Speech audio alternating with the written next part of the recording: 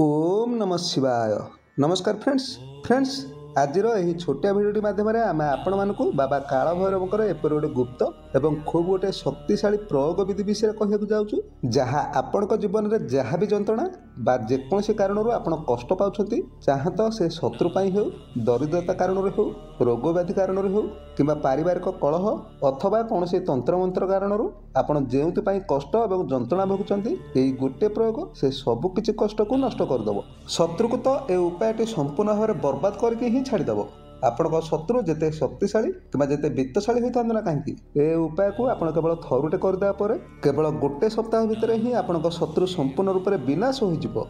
Friends बाबा काल भैरव होते एक कली जुगर संपूर्ण जाग्रत देवता जदि आपण सत हृदय केवल थरुटे भक्तिर सह बाबा काल भैरव को आप प्रार्थना करना तेज बाबा काल भैरव आपण प्रत्येक विघ्न को तुरंत खंडित करदे तेबे फ्रेंड्स आपण ए प्रयोगटी को किपर करी निजर शत्रु किंबा निज दुख कष्ट को दूर करेंगे ताको आपण खूब भल भाव में बुझी नियंतु किंतु ता पूर्व आपण मानक अनुरोध जे आपण वीडियो को देखिया पर वीडियोटी पसंद आसले वीडियो गोटे लाइक करा सहित कमेंट बॉक्स रे आपण जय बाबा काल भैरव निश्चय लिखि दियंतु जहा द्वारा बाबा काल भैरवंकर कृपा आपण ऊपर सदा सर्वदा पाई रहिबो। तेबे फ्रेंड्स बाबा काल भैरवंकर ए प्रयोगटी करने आपन को सेमिति विशेष किछि नुहे केवल गोटे लेंबुटीए एवं 4टी लुहार कंटा ही आवश्यक आउ ता छड़ा ए उपाय को आप केवल कौन गोटे शनिवार दिन ही करेंगे। तेबे प्रयोगटी करने आपड़ कौन करेंगे ना आपड़ कौन से गोटे शनिवार दिन प्रथम गोटे लेंबुटीए एवं 4टी किरोसिन कंटा को आप संग्रह करके रखि संपूर्ण चेष्टा करेंगे लेंबुटी जेपरी रस भरा एवं ताजा ही होइथिबो।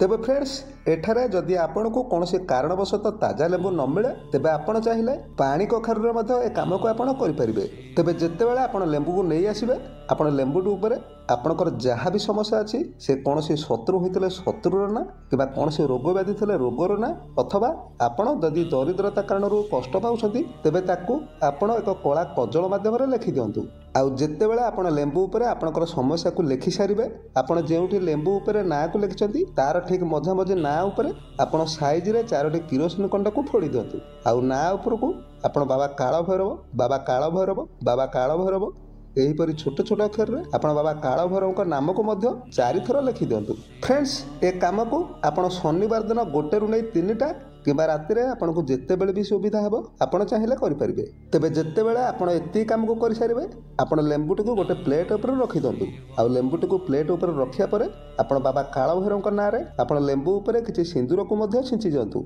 आउ लेंबुटी को धरी आपड़ एक चौमुखी छक निकट को चली जातु। मन रखिए ए काम आप केवल शनिवार दिन ही करेंगे शनिवार छड़ा आपड़ कौन भी दिन भी करेंगे ना आपण जिते बड़े लेंबुटी की धरी से चौमुखी छकर पहुँची जाए बाबा काल भैरव को निज समस्या बा निज कष्ट को दूर करने प्रार्थना करने सहित से लेंबुटी को आप 4 फाड़ कर काटी दिंतु एवं सेठारे गोटे सोरिष तेल दीपटे जाली आप सीधा चली आसतु आपड़ जिते बड़े घर को आसुवा समय आप पछ को जमा भी चाहिए ना आउ ता छड़ा जदि आप काम रोग व्याधि करुवे तेबे यह व्यतीत आप आउ गोटे काम को करेंगे आपड़ कौन करेंगे ना आपड़ निज मुख्य द्वार दक्षिण को बाबा काल भैरव ना गोटे सोरिष तेलर दीपटे निश्चय जातु तेबे दीपटी जेपरी चौमुखी दीप होइथिबो। फ्रेंड्स आपड़ देखिए आपड़ जदि सच्चा मनरे एवं भक्तिर सह ए गोटे काम को करदेवे तेबे आपणकर जहाँ भी समस्या अच्छी केवल गोटे सप्ताह भितर ही से सबु समस्या गुड़िक निश्चय दूर हो तेबे जदि आपड़ कौन शत्रु पाई काम को करुवे तेबे शत्रु